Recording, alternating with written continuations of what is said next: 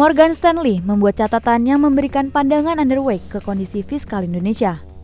Dalam catatan tersebut, kebijakan fiskal Indonesia dan penguatan dolar dinilai menimbulkan risiko terhadap investasi saham. Melansir Bloomberg, kondisi ini dinilai ahli strategi Morgan Stanley, Daniel Blake, berisiko untuk investasi saham. Kami melihat ketidakpastian jangka pendek mengenai arah kebijakan fiskal di masa depan, serta beberapa kelemahan di pasar falas di tengah masih tingginya suku bunga Amerika Serikat dan prospek dolar Amerika Serikat yang kuat. Tulis ahli strategi termasuk Daniel Blake dalam catatan tanggal 10 Juni. Janji kampanye Presiden terpilih Indonesia, Prabowo Subianto, seperti makan siang dan susu gratis untuk pelajar, dinilai dapat menimbulkan beban fiskal yang besar, sementara prospek pendapatan Indonesia juga memburuk. Perubahan sikap Morgan Stanley terjadi ketika dolar mulai menunjukkan tren yang lebih tinggi menjelang keputusan suku bunga Federal Reserve dan keputusan Bank Indonesia. Di sisi lain, kondisi ini diprediksi memberikan sentimen negatif bagi indeks harga saham gabungan atau IHSG dalam jangka pendek.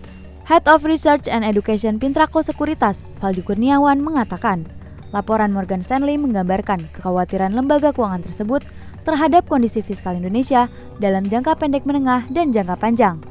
Dalam jangka pendek, ada risiko pelemahan nilai tukar rupiah terhadap dolar Amerika Serikat, yang utamanya disebabkan ketidakjelasan kapan Federal Reserve akan memangkas suku bunga acuan.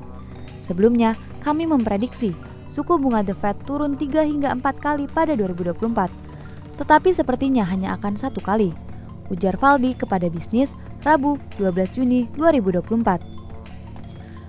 Menurut Valdi, laporan Morgan Stanley memberikan efek jangka pendek terhadap selera investor dan IHSG.